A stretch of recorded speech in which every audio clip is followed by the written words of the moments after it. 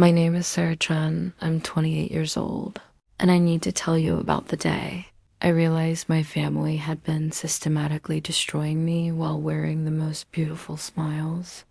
It started 3 months ago when I found the letter hidden beneath my mother's jewelry box, written in my father's careful handwriting, detailing every lie they had told me about myself since childhood. The morning sun streamed through the kitchen window as I sat across from my parents at breakfast, watching them butter their toast with the same methodical precision they had used to dismantle my self-worth for decades.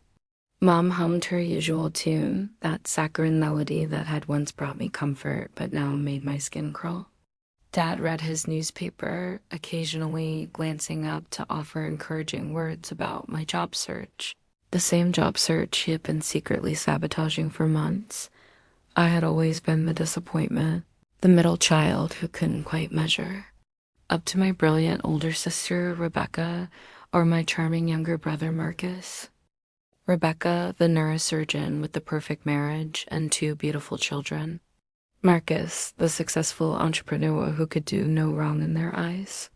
And then there was me, 28 and still living at home, still struggling to find my place in a world that seemed determined to reject me in every turn. But that morning, with a letter burning in my back pocket, I finally understood why every job interview had gone wrong, why every relationship had crumbled, why every dream I had ever pursued had somehow turned to ash in my hands. They had been orchestrating my failures from the very beginning, each setback carefully planned and executed with the precision of a military operation. The letter had been addressed to my potential employer at the marketing firm where I had interviewed last month.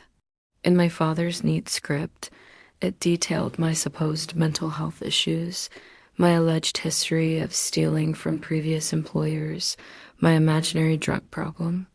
All lies carefully crafted to ensure I would never escape their control. The interview had gone perfectly until the final moment, when the hiring manager's expression had shifted from enthusiasm to concern. Now I knew why. I pushed my eggs around my plate, watching the yellow yolk bleed into the white porcelain, and wondered how many other letters my father had written over the years. How many opportunities had been stolen from me while they sat at this very table, smiling and offering false comfort about my string of rejections and failures. Mom reached across the table and patted my hand with her soft, warm fingers. "Don't worry, sweetheart," she said, her voice dripping with false sympathy. "The right opportunity will come along soon. You just need to be patient and keep trying."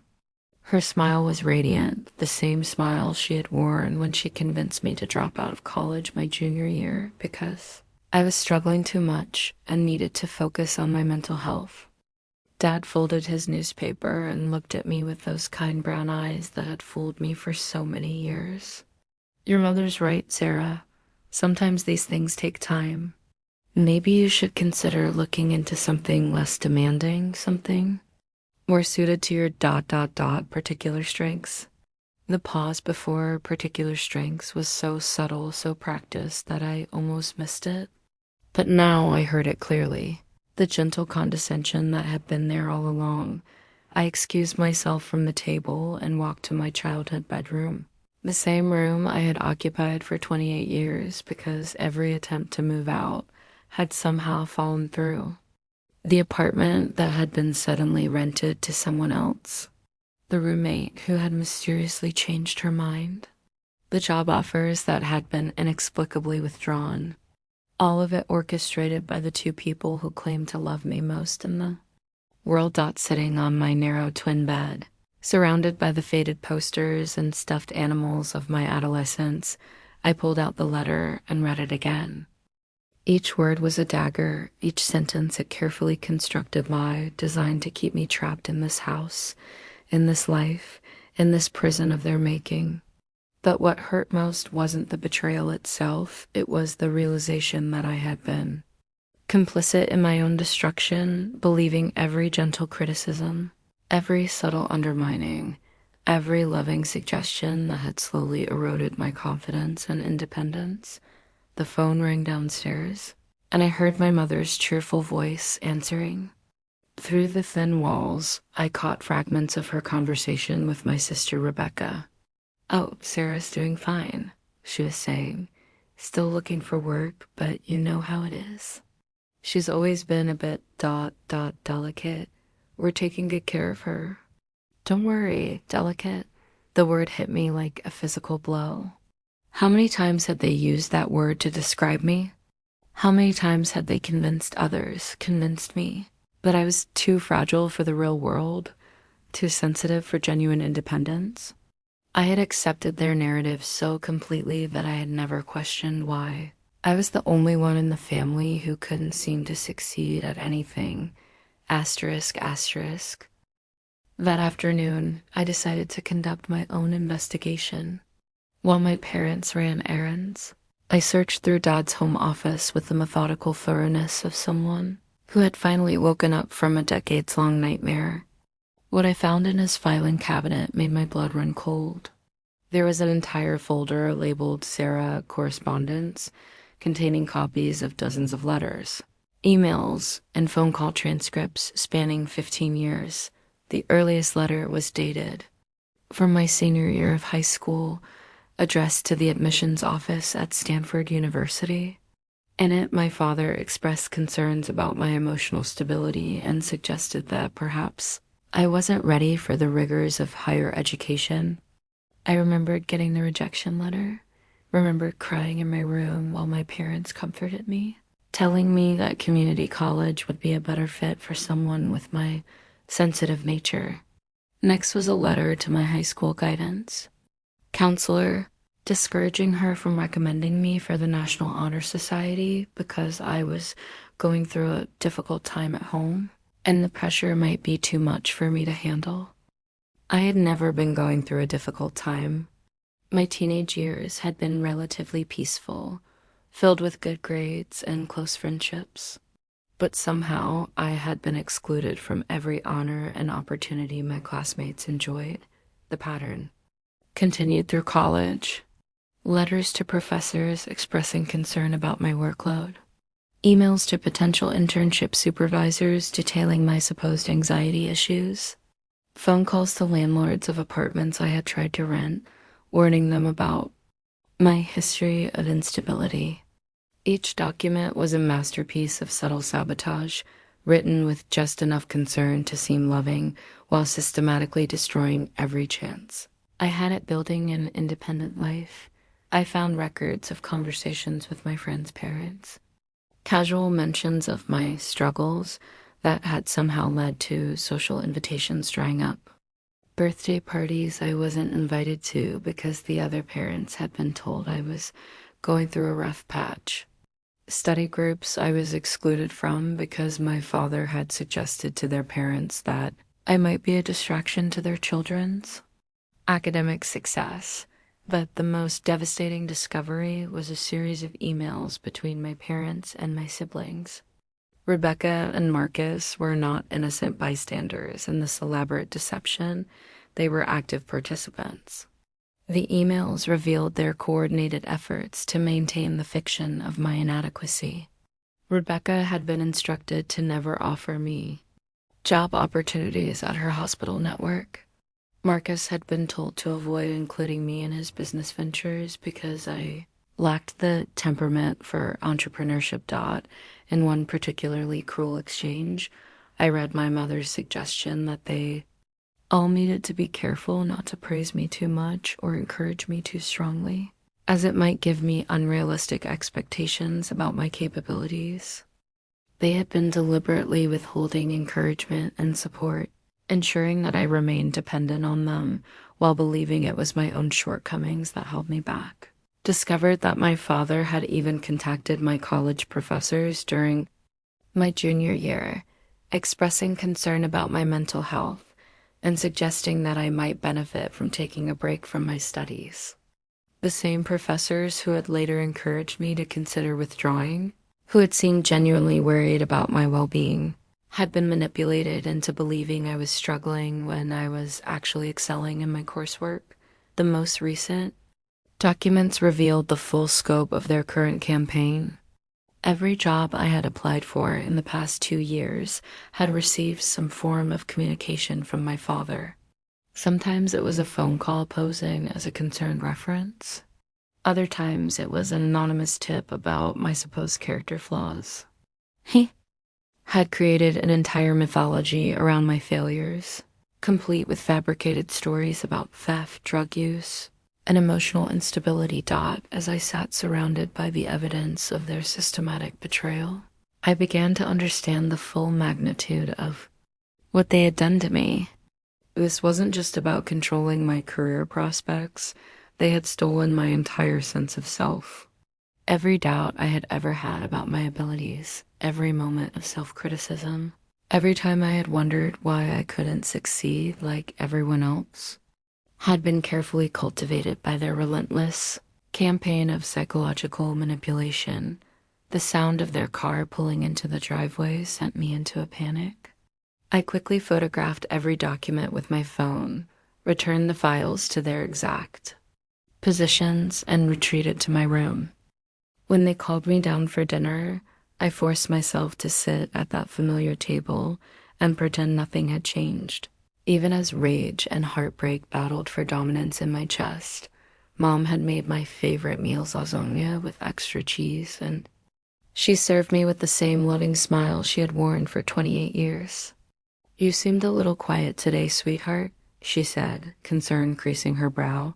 "Are you feeling all right? Maybe you should make an appointment with Dr. Peterson. You know how he's always been so helpful with your anxiety?"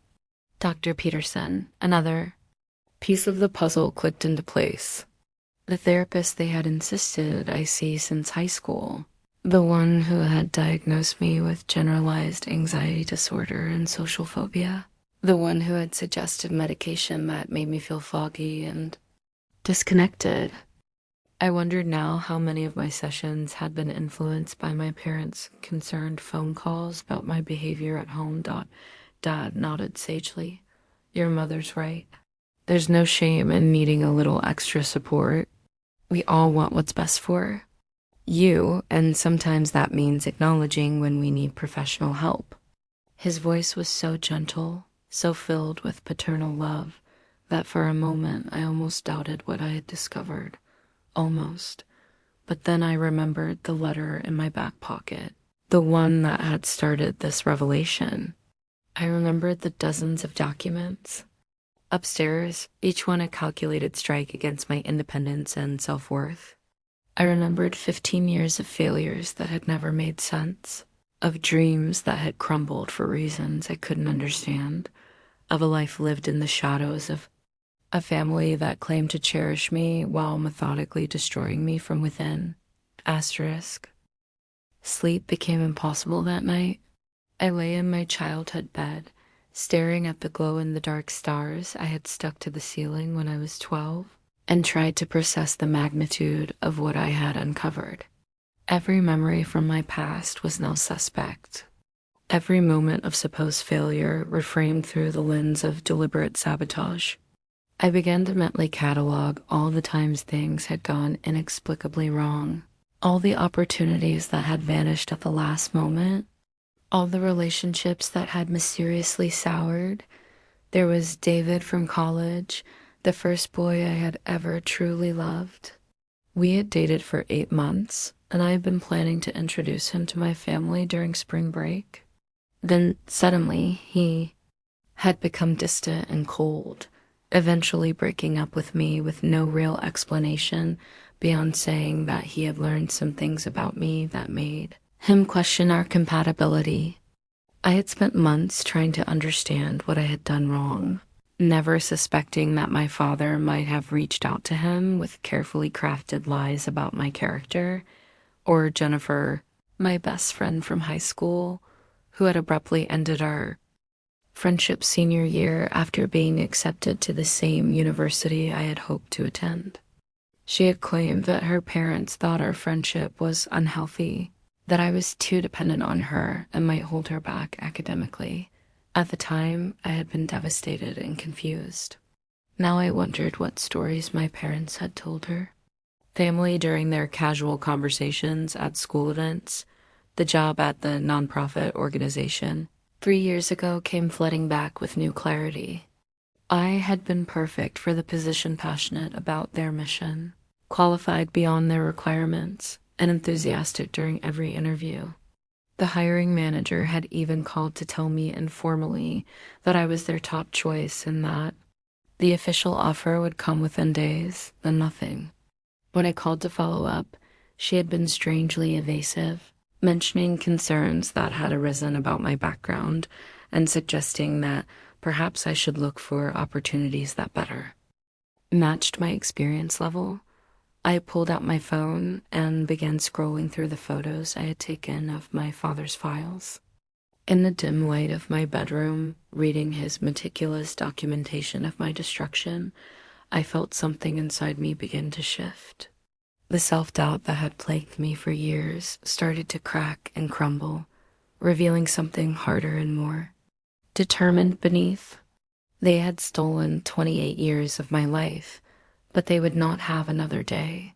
The next morning, I called in sick to my part-time retail job, the only employment I had been able to maintain, probably because it was so far beneath my qualifications that my father hadn't bothered to sabotage it.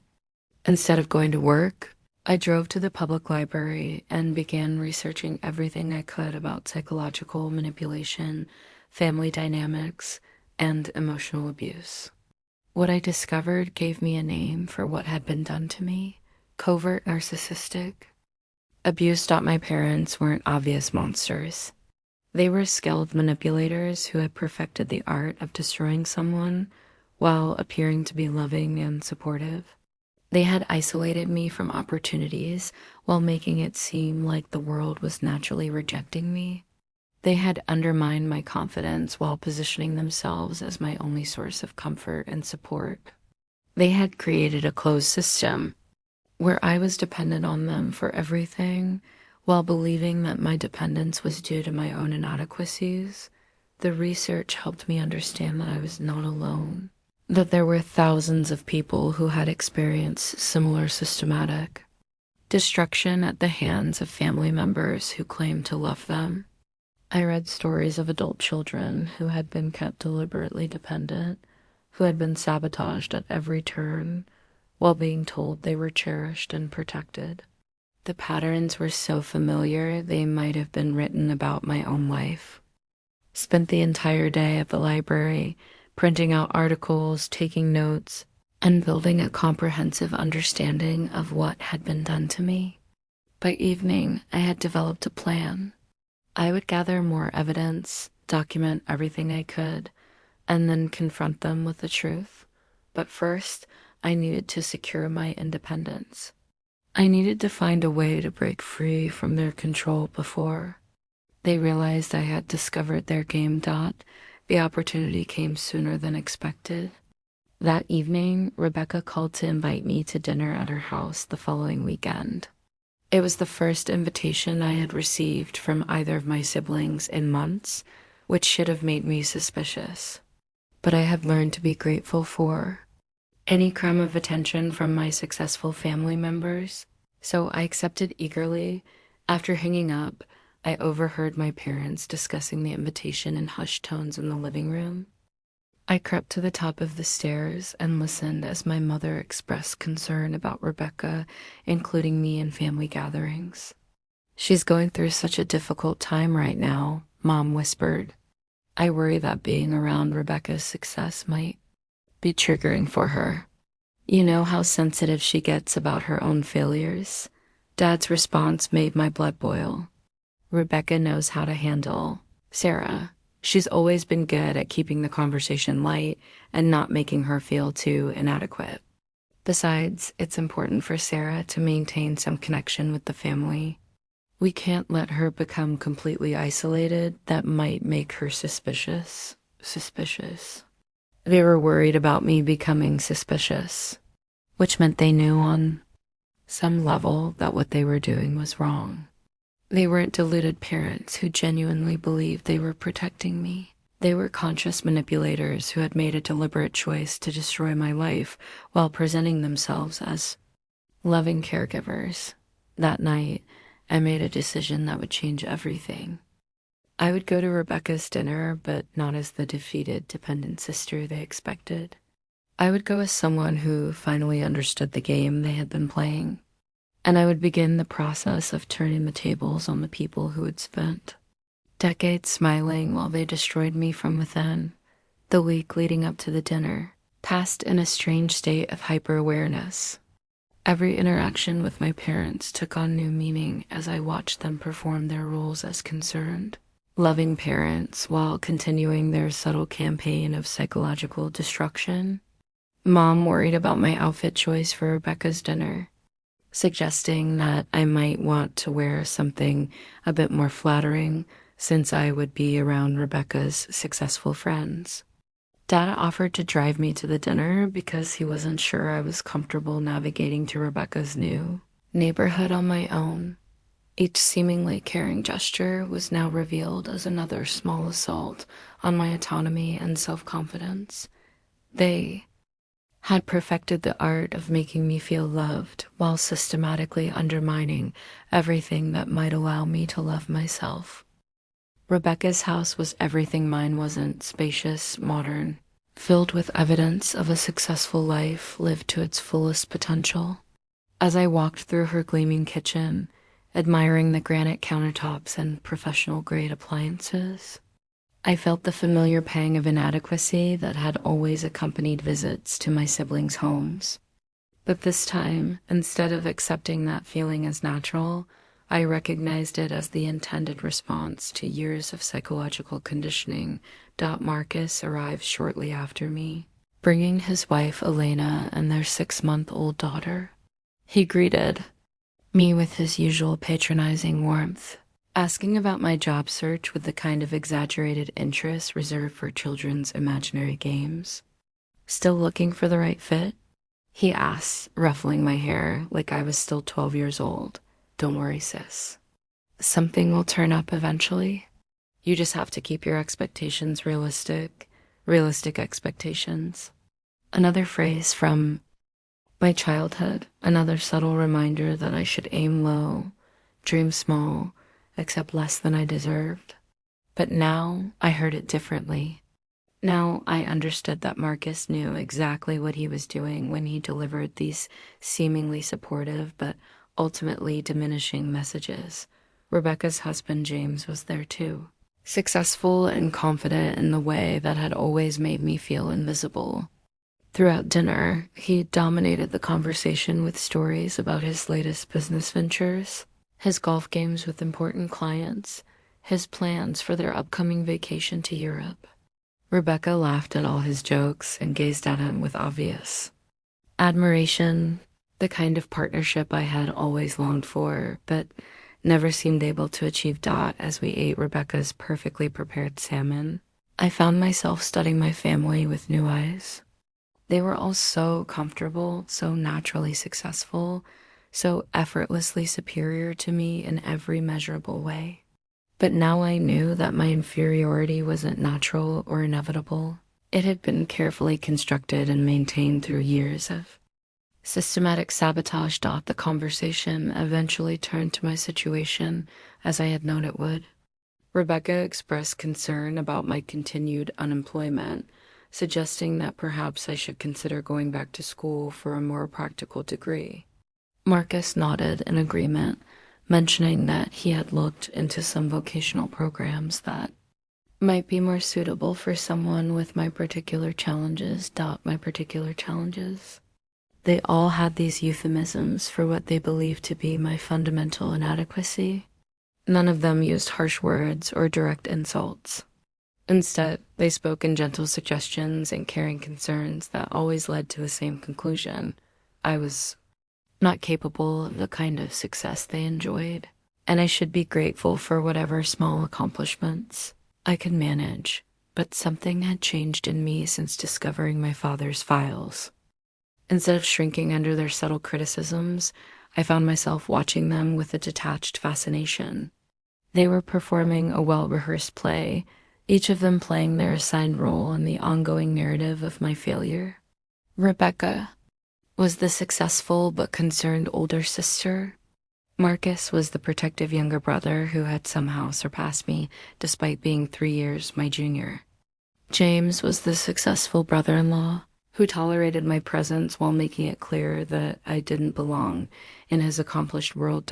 After dinner, as Rebecca cleared the dishes and Marcus played with his daughter in the living room, I found myself alone with James on the back patio. He was smoking a cigar and looking out at their perfectly manicured garden, the very picture of suburban success. For a moment, I considered telling him what I had discovered about my family's systematic sabotage, but something held me back. Instead, I asked him about his business, genuinely curious about how he had built his consulting firm from nothing. To my surprise, he opened up about his struggles, the failures he had endured before finding success, the moments when he had questioned whether he had what it took to make it in the competitive world of business consulting. His honesty was unexpected and strangely comforting. "The thing is, Sarah," he said, taking a thoughtful puff of his cigar, "everyone fails sometimes. The difference between people who succeed and people who don't isn't talent or luck, it's persistence. And the right kind of support. You need people who believe in you even when you don't believe in yourself." His words hit me like a physical blow. The right kind of support. That was exactly what I had never received from my family. Instead of encouragement and belief, I had been given doubt and limitation disguised as love and protection. Instead of being pushed to reach my potential, I had been subtly convinced that I had no potential worth reaching. That night, after returning home to find my parents waiting up with their usual questions about how the evening had gone, I made a decision. I would not confront them directly, not yet. Instead, I would begin the process of building a life outside their influence, slowly and carefully, without their knowledge. I would apply for jobs using a different address and phone number.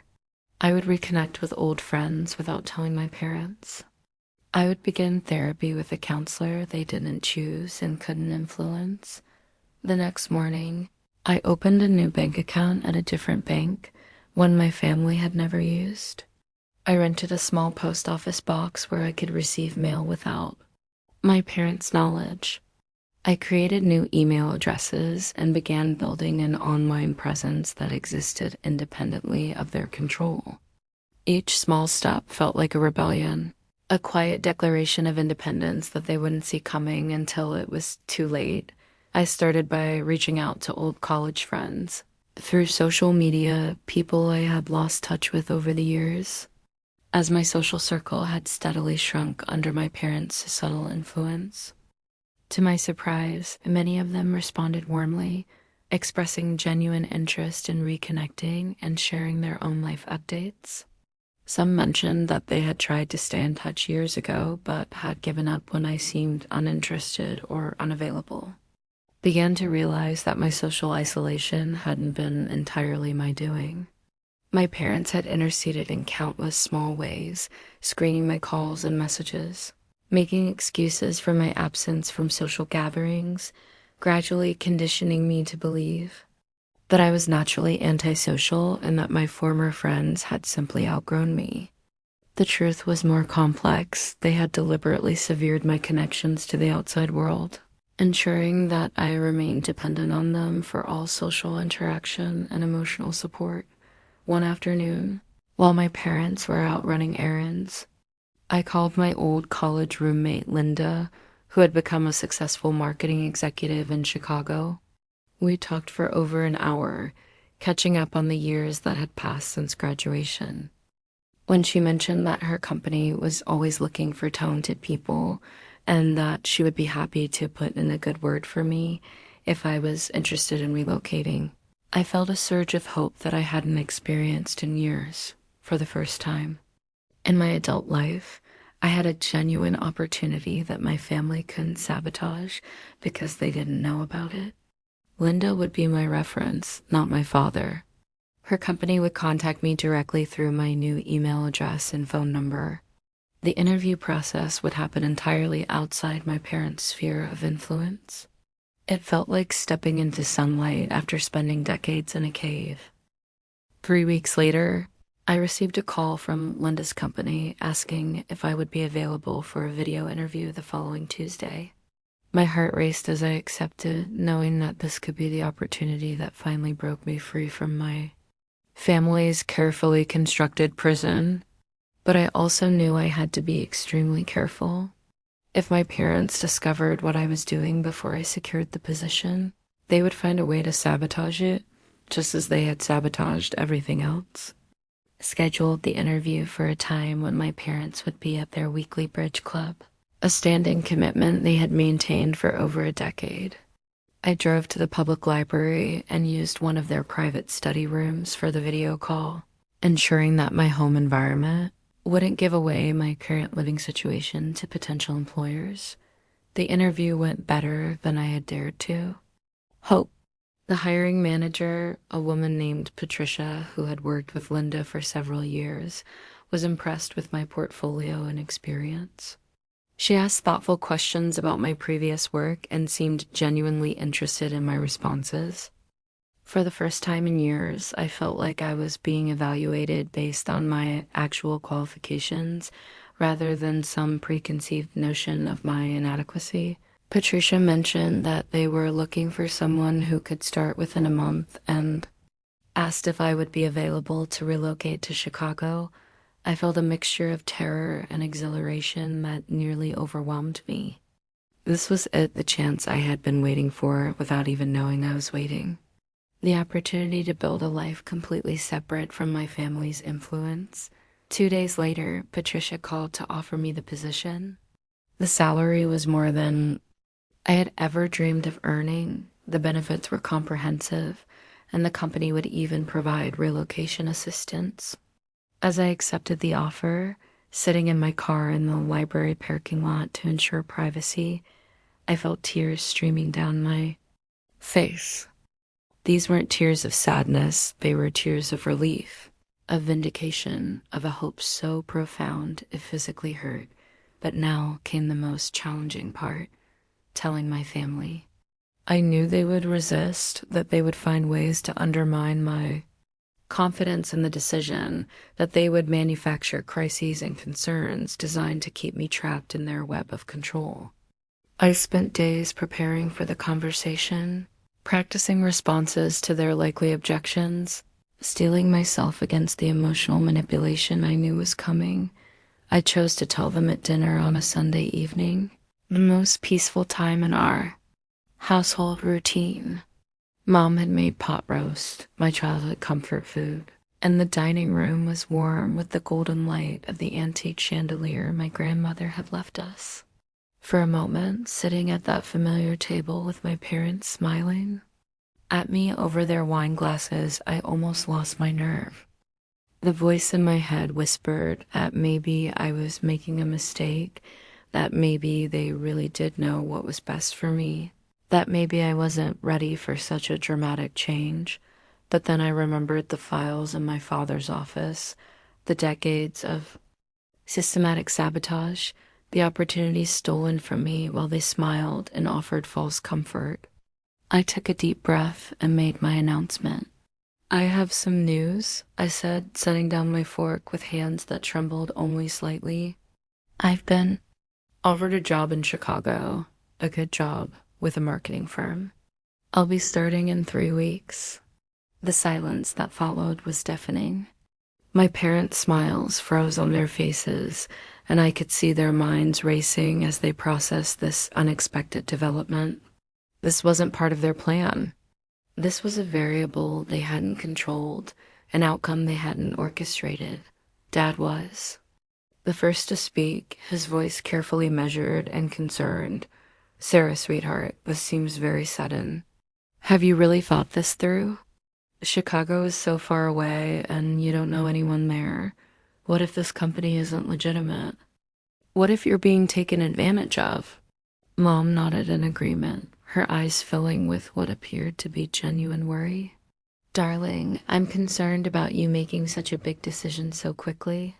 Maybe we should do some research on this company, make sure they're reputable. And what about your therapy with Dr. Peterson? You've been making such good progress, it seems risky to interrupt that now. Their responses were exactly what I had expected, but hearing them delivered with such apparent sincerity still made me question myself for a moment. They seemed so genuinely concerned, so truly worried about my well-being. If I hadn't seen the evidence of their deception with my own eyes, I might have been swayed by their arguments. I've already accepted the position, I said firmly. The company is well established and reputable. Linda, my old roommate, works there and can vouch for their legitimacy. This is a real opportunity and I'm taking it. Dad's expression shifted slightly and I caught a glimpse of something harder beneath his mask of paternal concern. Linda? I remember Linda. Wasn't she the one who had all those problems in college? The drinking and the unstable relationships? Are you sure she's the best person to be giving you career advice? I stared at him in amazement. Linda had been a student who rarely drank and had been in a stable relationship with her now husband since sophomore year. But my father was so practiced at this kind of character assassination that he delivered the lies smoothly and convincingly, probably even believing them himself in the moment. Linda is a successful marketing executive with an excellent reputation, I replied evenly. She's happily married and has been with her company for 5 years. I think you might be confusing her with someone else. Mom jumped in before Dad could respond, her voice taking on a note of desperate pleading. Sarah, please, just slow down and think about this rationally. You've never lived away from home before. You don't know how to manage an apartment or navigate a big city. What if you get overwhelmed? What if your anxiety flares up and you don't have your support system nearby? This was their trump card, the anxiety diagnosis that had been used to justify their control over my life for years. But now I recognized it for what it was, another tool of manipulation, another way to convince me that I was too fragile for independence. My anxiety has been much better lately, I said calmly, and I think a change of scenery might be exactly what I need to continue improving. The conversation continued for another hour, with my parents deploying every manipulation tactic in their arsenal. They questioned my judgment, expressed doubts about my ability to succeed, worried about my mental health, and painted dire pictures of what could go wrong if I moved so far from their protective influence. But for the first time in my life, I held firm against their emotional assault. When I finally went upstairs to my room that evening, I was emotionally exhausted but triumphant. I had survived their initial attack and maintained my resolve. In 3 weeks, I would be living in Chicago, working at a job they couldn't sabotage, building a life they couldn't control. The thought filled me with a mixture of terror and excitement that kept me awake until dawn. The next 3 weeks were unlike anything I had ever experienced. My parents launched into what I can only describe as a full-scale psychological warfare campaign designed to undermine my confidence and convince me to abandon my plans. They alternated between expressions of hurt at my abandonment and dire warnings about the disasters that would surely befall me, and Chicago. Mom began having mysterious health episodes, dizzy spells, chest pains, and overwhelming fatigue that seemed to strike whenever I mentioned packing or made preparations for my move. She would clutch her chest dramatically and wonder aloud what would happen to her if I wasn't there to help with her medications and doctor's appointments. When I suggested that Dad could handle these responsibilities, she looked at me with wounded eyes and whispered that she had never imagined her own daughter could be so callous. Dad took a different approach, bombarding me with news articles about crime in Chicago, stories about young women who had been victimized after moving to big cities alone. and statistics about job market instability in the marketing industry. He left these articles on my bed, taped to my bathroom mirror, and slipped into my purse when I wasn't looking. Each piece of carefully curated fear-mongering was accompanied by a loving note expressing his deep concern for my safety and well-being. But the most insidious part of their campaign was the way they began sabotaging my practical preparations. My important documents, birth certificate, social security card, passport mysteriously went missing from the file where they had always been kept. When I asked about them, my parents looked genuinely puzzled and suggested that perhaps I had moved them somewhere and forgotten. They offered to help me search, but somehow we never managed to find them during our organized hunt through the house. My car began having mechanical problems that required expensive repairs. The transmission started slipping, the brakes began squealing, and the air conditioning failed completely. Dad expressed grave concerns about me driving such an unreliable vehicle all the way to Chicago, suggesting that perhaps this was a sign that I should reconsider my plans. When I mentioned getting a different car, he reminded me that I had no credit history asterisk. That night, I didn't sleep at all. I lay in bed listening to the sounds of the house, hyper-aware of every creak and footstep. My parents had moved beyond manipulation into the realm of actual threats, and I knew they were capable of following through. The next morning, I would have to act quickly and decisively if I wanted to escape their control before they could implement whatever plan they were devising. At 5 in the morning, while my parents were still sleeping, I quietly gathered my most essential belongings, clothes, important papers I had managed to recover, my laptop, and the evidence I had collected of their sabotage. I loaded everything into my unreliable car and drove to a hotel across town, where I checked in under an assumed name and paid cash for 3 nights.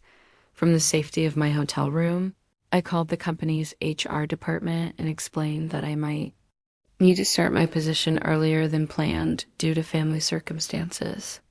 To my relief, Patricia was understanding and arranged for me to begin work the following Monday, giving me just enough time to drive to Chicago and find temporary housing. I also called a lawyer who specialized in family law and adult protective services. I explained my situation in broad terms, describing my parents' threats and their history of interfering with my independence. The lawyer confirmed that as a competent adult, I had every right to make my own decisions about employment and residence, and that any attempt to have me involuntarily committed without legitimate cause would constitute false imprisonment. With this legal reassurance, I sent a carefully worded email to my entire family explaining my decision and my immediate departure. I made it clear that I was leaving voluntarily and that any attempt to interfere with my choice or to misrepresent my mental state to authorities would result in legal action. I included the lawyer's contact information and copies of my employment contract to document the legitimacy of my situation. The responses came within hours. My phone exploded with angry voicemails, tearful messages, and increasingly frantic texts. Rebecca accused me of having a nervous breakdown and abandoning the family that had always supported me. Marcus demanded to know where I was staying and threatened to come find me. My parents alternated between expressions of heartbreak and thinly veiled threats about what would happen if I persisted in my reckless behavior. But for the first time in my life, I had the power to simply turn off my phone and ignore their emotional manipulation. Sitting in that anonymous hotel room, surrounded by my packed belongings and freed from the constant pressure of their presence, I felt a sense of peace that I had never experienced before. I was finally in control of my own life. The drive to Chicago took 2 days, and every mile put between me and my family felt like a victory. My car held up despite its recent mechanical problems, and I began to suspect that those issues had been deliberately caused rather than naturally occurring. The relief I felt as I crossed state lines was overwhelming. I was finally beyond the reach of their immediate interference. My first week in Chicago was challenging but exhilarating. Linda helped me find a small apartment in her neighborhood, and the company's relocation package covered my initial expenses.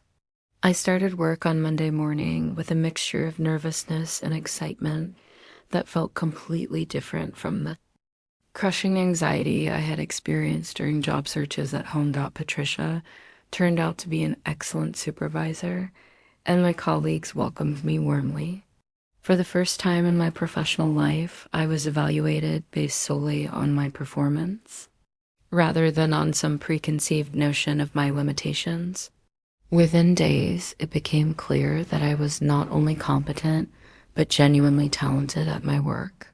The skills and intelligence that had been suppressed and doubted for so many years finally had room to flourish. But even as I began building my new life, I couldn't entirely escape the psychological damage that had been inflicted over decades of manipulation.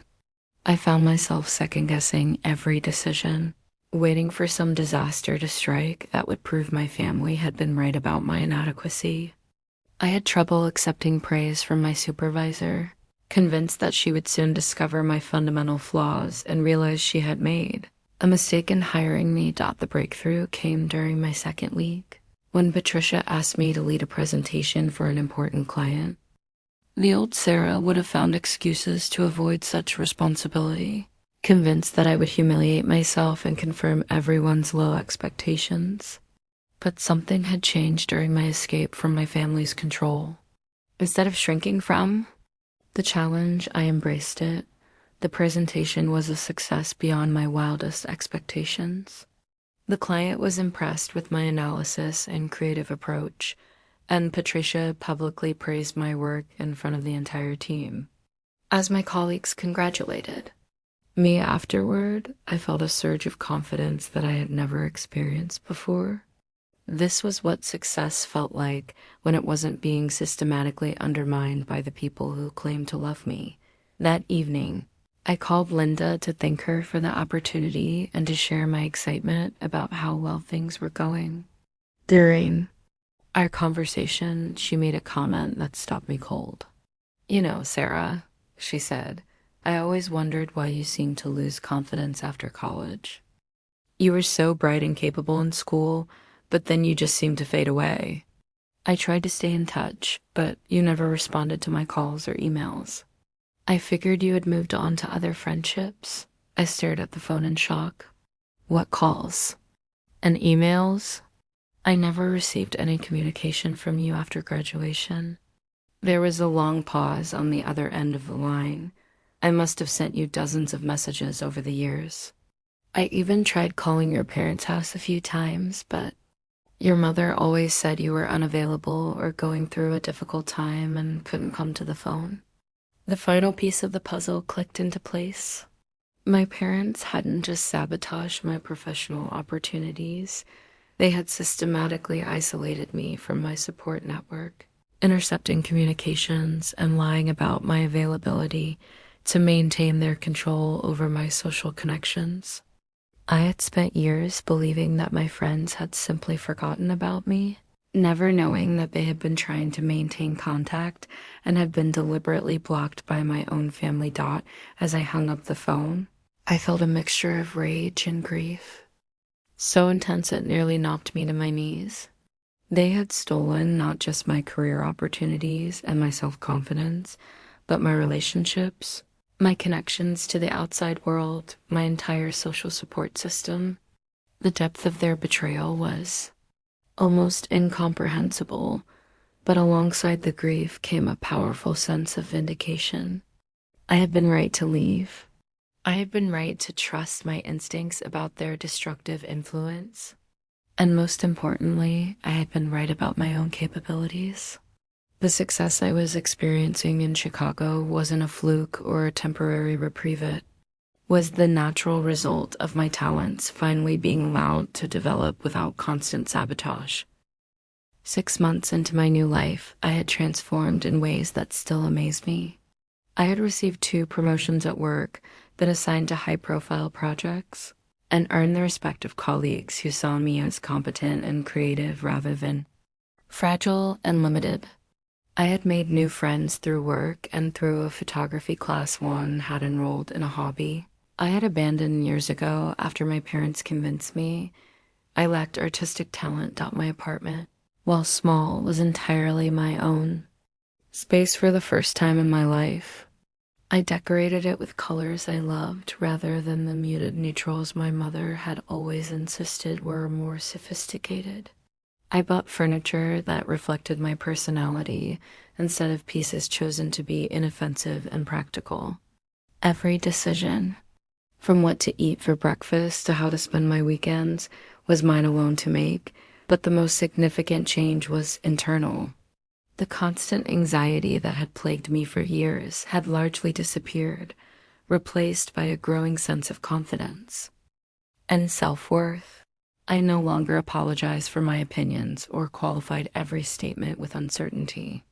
I had learned to trust my own judgment and to value my own thoughts and feelings as legitimate and important. That the contact from my family had gradually diminished as they realized I would not be swayed by their emotional manipulation. The angry voicemails and tearful texts had given way to sporadic attempts at guilt tripping, usually around holidays or family events I was missing. Rebecca still sent occasional messages expressing her disappointment in my choice to abandon the family, while Marcus alternated between attempts at brotherly concern and bitter accusations about my selfishness. My parents had tried a different approach, sending cards and letters filled with news about neighbors and family friends, casual updates designed to make me homesick and remind me of what I was missing. They never directly asked me to come home or acknowledge their role in driving me away, instead crafting carefully worded messages that painted a picture of a loving family confused and hurt by their daughter's inexplicable rejection. But I had learned to read between the lines of their communications. Every seemingly innocent update carried a subtle message designed to undermine my confidence in my new life. They mentioned former classmates who had failed in their careers, friends who had struggled with independence, cautionary tales disguised as casual gossip.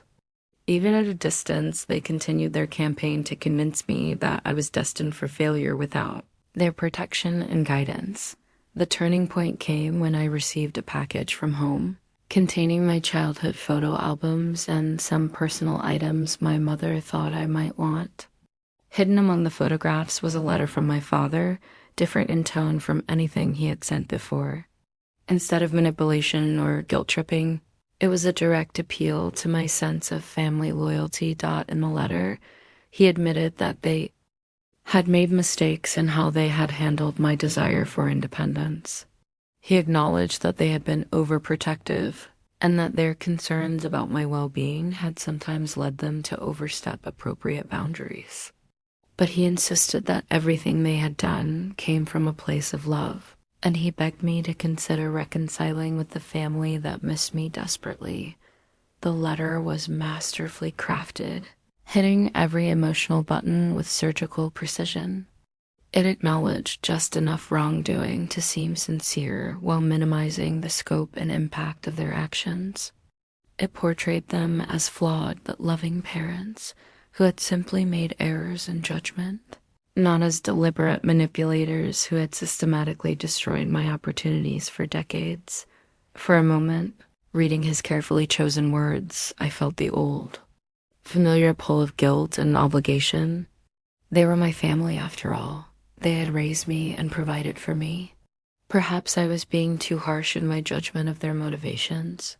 Perhaps they really had believed they were protecting me from a world that would hurt me. But then I remembered the files in his office, the documented evidence of their systematic sabotage.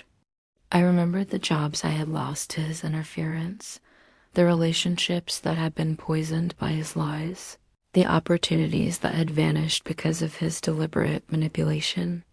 This letter was just another attempt to control me, more subtle than their previous tactics, but no less calculated in its intent. I wrote back a single sentence. I will consider reconciliation. When you acknowledge the full truth of what you did to me and provide a genuine apology for the damage you caused. I never received a response. As my first year in Chicago drew to a close, I decided it was time to take a step I had been avoiding, seeking therapy to process the trauma of my family's psychological abuse. I found a therapist who specialized in narcissistic family systems and began the difficult work of untangling decades of conditioning and manipulation. Dr. Sarah Martinez helped me understand that what I had experienced was not unusual, that there were thousands of adult children who had been kept deliberately dependent by families who profited from their helplessness. She taught me to recognize the difference between genuine love and controlling behavior disguised as care. Most importantly, she helped me develop tools to protect myself from future manipulation while building healthy relationships based on mutual respect rather than dependency. The therapy was challenging and sometimes painful, forcing me to confront the full extent of the damage that had been done to my psyche. There were sessions where I sobbed with rage at the years that had been stolen from me, the dreams that had been crushed, the person I might have become if I had been allowed to develop naturally. But there were also moments of profound relief as I realized that I was not fundamentally flawed, that my struggles had been artificially created and maintained by people who needed me to be weak in order to feel powerful. One particularly significant breakthrough came when Dr. Martinez asked me to write a letter to my younger self, explaining what was really happening in my family and offering me encouragement and support I had never received. As I wrote, I felt a deep compassion for the confused and frightened girl who had internalized so many lies about her own worth and potential. Dear Sarah, I wrote, you are not broken. You are not inadequate. You are not destined for failure. The people who should be nurturing your growth are instead limiting it because your success threatens their need to be needed. Your intelligence is real, your talents are genuine, and your dreams are valid. Someday you will escape their influence and discover who you really are beneath all the layers of doubt they have wrapped around you. And when that day comes, you will be amazed by your own strength and capability. Reading those words aloud in Dr. Martinez's office, I felt something shift inside me. The last vestige of self-doubt that had lingered despite my success began to dissolve, replaced by a deep and unshakable knowledge of my own worth. I was not the person my family had told me I was. I was not limited by their narrow vision of my potential. I was free to become whoever I chose to be. 2 years after leaving home, I had built a life that exceeded every dream I had dared to have during those dark years of manipulation and control. I had been promoted to senior marketing analyst, was leading a team of 5 talented professionals, and had just signed the lease on a beautiful 2-bedroom apartment with a view of the lake. More importantly, I had developed genuine friendships based on mutual respect and shared interests rather than dependency and obligation.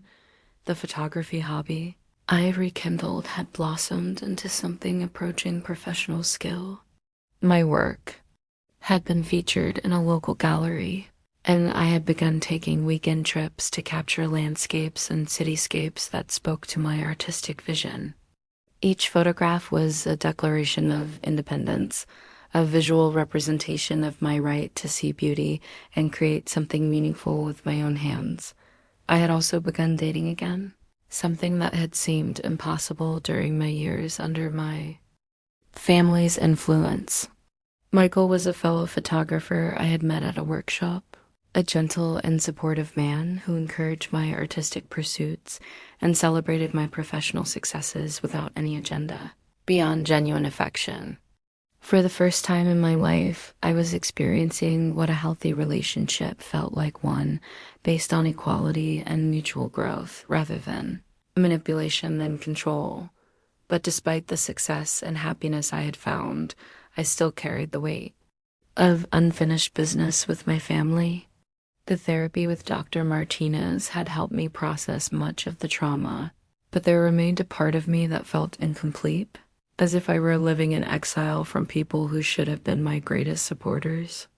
The holidays were particularly difficult, as I watched friends reunite with loving families while I spent Christmas and Thanksgiving alone or with kind friends who included me in their celebrations. Out of pity, the situation came to a head when I received a call from a number I didn't recognize.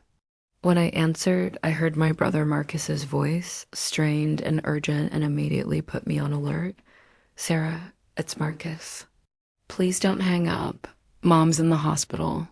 She had a heart attack 3 days ago, and she's been asking for you. The doctors aren't sure she's going to make it." The news hit me like a physical blow. Whatever else my mother had done, she had been a constant presence in my life for 28 years. The thought of her dying while we were estranged filled me with a complex mixture of grief, guilt, and confusion that threatened to overwhelm my carefully constructed emotional stability. Is she really that sick, or is this another manipulation? I asked, hating myself for the question, but knowing it was necessary. My family had proven themselves capable of elaborate deceptions, and I couldn't simply take Marcus's word at face value. "Sarah, please," Marcus said, and I could hear genuine tears in his voice. "I know things have been complicated between you and the family, but this is real. She's in the ICU at St. Mary's. You can call them yourself if you don't believe me." After hanging up, I did exactly that. The IQ nurse confirmed that my mother was indeed a patient there, that she had suffered a significant heart attack, and that her condition was serious. The medical emergency was real, not another elaborate scheme to manipulate me into returning home. I took emergency leave from work and drove back to my hometown for the first time in 2 years. The familiar landscape looked smaller somehow, less intimidating than it had when I was trapped there. As I pulled into the hospital parking lot, I felt my old anxieties beginning to surface, the automatic responses that had been conditioned into me over decades of psychological manipulation. But I was not the same person who had fled this place 2 years ago. I was stronger now, more confident in my own judgment, better equipped to recognize and resist attempts at emotional manipulation. I walked into that hospital as an adult woman making a conscious choice to visit a sick family member, not as a defeated child returning to her captors. My father was sitting beside my mother's bed when I entered the ICU room. He looked up as I approached, and for a moment I saw genuine surprise and relief flash across his face. But then his expression shifted into the familiar mask of concerned paternal love that I now recognized as his default manipulation mode. "Sarah," he said, standing to embrace me, "thank you for coming. Your mother will be so happy to see you." My mother looked smaller and frailer than I remembered, connected to monitors and 4 lines that beeped and hummed with mechanical regularity. Her eyes were closed, and her breathing was shallow but steady. Despite everything she had done to me, seeing her in such a vulnerable state stirred feelings of compassion that surprised me with their intensity. "How is she really?" I asked, keeping my distance from my father's attempted embrace. "The doctors say the next 48 hours are critical," he replied, sitting back down in the chair beside her bed. "The damage to her heart was significant. They're doing everything they can," but his voice trailed off, and I saw what appeared to be genuine anguish in his eyes. For the next 3 days, I maintained a vigil at the hospital alongside my father and siblings. Rebecca and Marcus treated me with cautious politeness, as if I were a volatile stranger who might flee at any moment.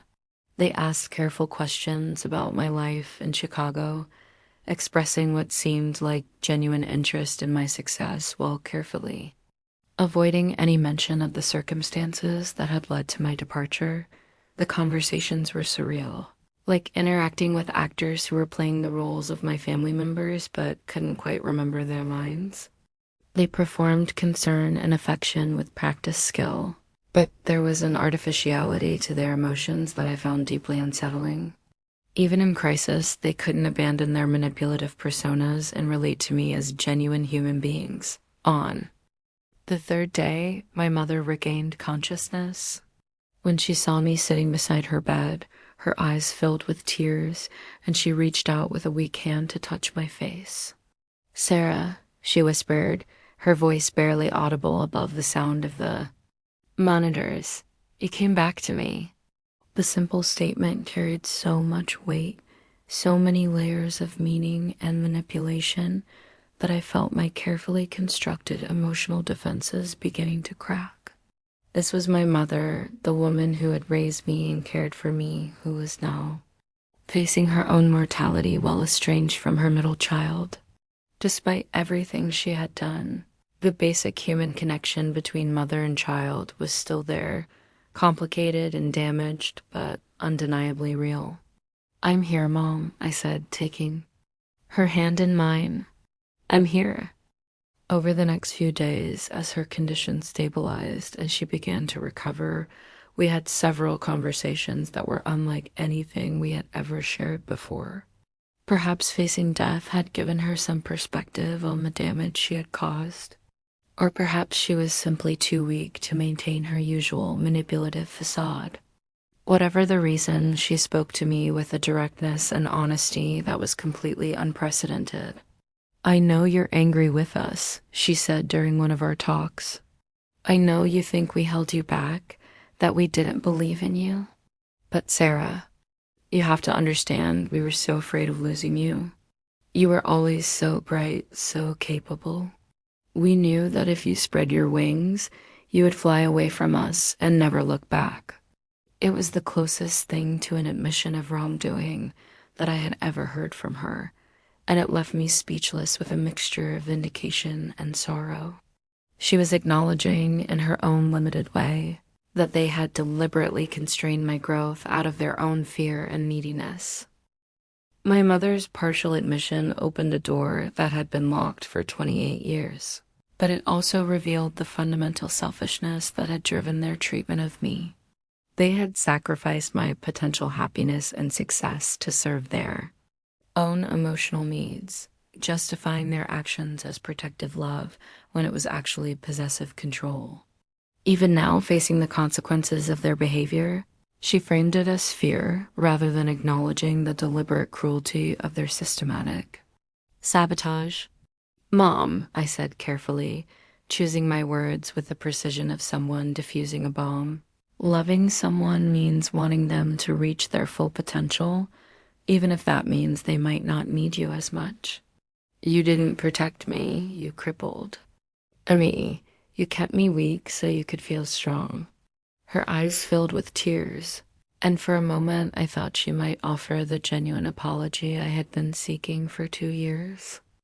But instead, she retreated into familiar patterns of self-pity and deflection.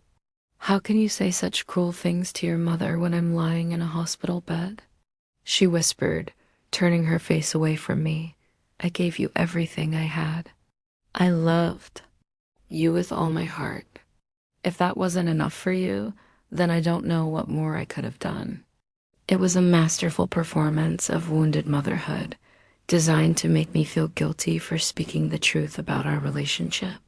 But I had learned to recognize these manipulation tactics, and they no longer had power over me. Instead of apologizing and comforting her, I stood up and walked toward the door. "I came here because I thought you were dying, and I didn't want to live with the regret of not saying goodbye," I said quietly.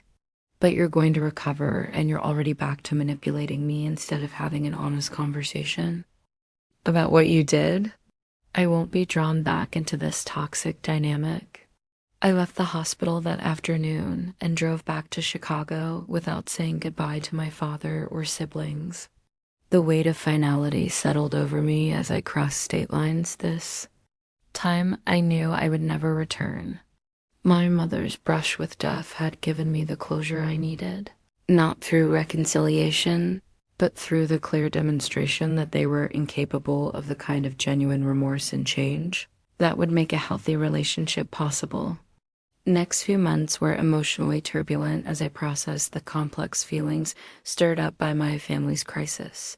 Dr. Martinez helped me work through the guilt I felt about leaving my mother in the hospital, the grief for the family relationships I would never have, and the anger at their continued refusal to acknowledge the full extent of their destructive behavior.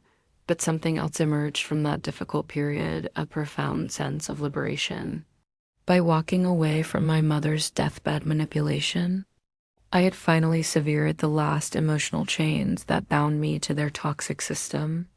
I was no longer their victim, no longer susceptible to their guilt and fear tactics, no longer hoping for an impossible transformation that would never come. 6 months later, I received a wedding invitation from a cousin I barely knew. Inside the envelope was a note from Rebecca, written in her careful physician's handwriting, updating me on family news and expressing hope that I might attend the celebration. The subtext was clear. They wanted me back in the fold, ready to resume my role as the family's designated failure and scapegoat. But something remarkable had happened in the time since I had left the hospital. I had stopped caring about their opinion of me, stopped seeking their approval or fearing their disapproval. Their power over me had been broken not through confrontation or resolution, but through my own growth and independence. They had become irrelevant to my happiness and success. I didn't respond to Rebecca's invitation or acknowledge her letter. Instead, I threw it away and went about my day, secure in the knowledge that I had built a life that was entirely my own creation. The family that had once defined my entire world had been reduced to occasional intrusions that I could easily dismiss and forget that my relationship with Michael had deepened into something beautiful and sustainable. We talked openly about our families and backgrounds, and he listened with compassion and understanding as I shared the story of my escape from psychological abuse. His own family welcomed me warmly, treating me with the kind of unconditional acceptance I had never experienced before. For the first time, I understood what healthy family dynamics looked like. At work, I had been promoted again and was now managing a department of 12 people.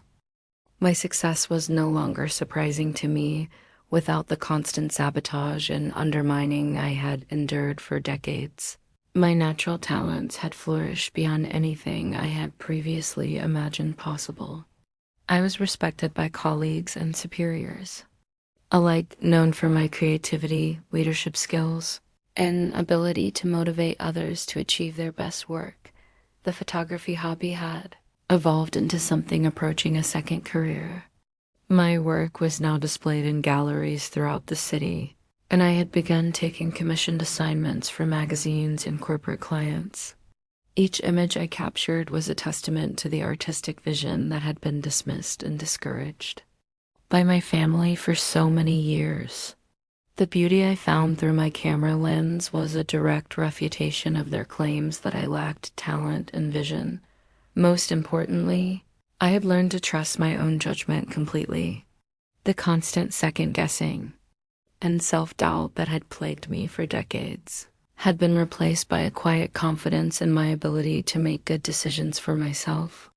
I no longer needed external validation to know my own worth, no longer feared making mistakes or taking risks that might lead to growth and discovery. One evening, as I sat in my apartment reviewing photographs from a recent trip to the mountains, I realized that I hadn't thought about my family in weeks. They had receded so completely from my consciousness that even their memory had lost its power to disturb my peace.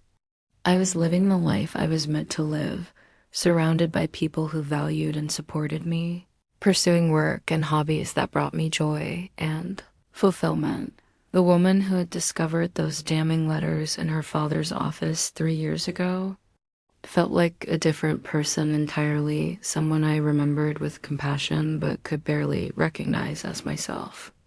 That frightened, trapped girl had found the strength to break free from decades of systematic abuse and build something beautiful from the ruins of her destroyed self-esteem. As I prepared for bed that night, I caught sight of my reflection in the bathroom mirror and was struck by how different I looked. My eyes were clear and confident, my posture straight and strong. The perpetual anxiety that had once marked my features had been replaced by an expression of calm contentment. I looked like someone who belonged in her own life, someone who had earned her place in the world through genuine accomplishment, rather than desperate striving for approval that would never come.